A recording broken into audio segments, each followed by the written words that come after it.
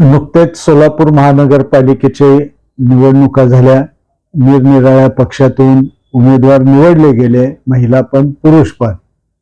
आणि त्याच्यानंतर जी शासकीय प्रक्रिया असते की आरक्षणाच्या बाबतीत निरनिराळ्या पदासाठी महापौर पदासाठी आरक्षण सोलापूरसाठी पण जाहीर झालेलं आहे।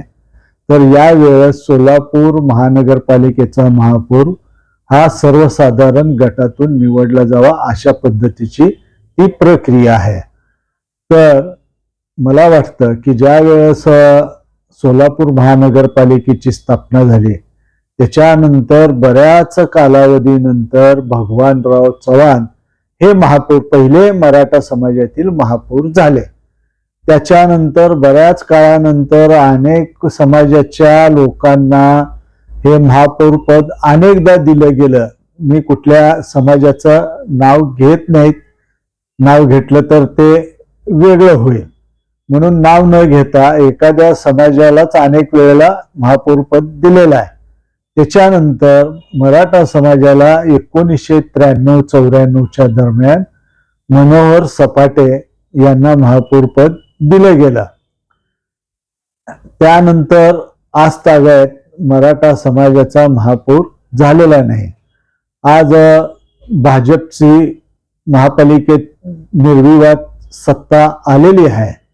भाजपामधून मराठा समाजाचे काही उमेदवार निवडून मराठा समाजाचे आलेले आहेत।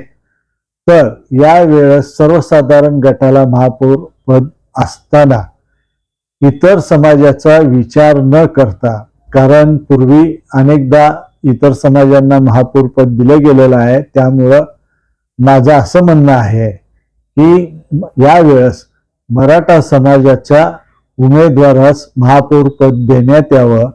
कारण भाजपमध्ये अनेक नगरसेवक मराठा समाजाचे आहेत।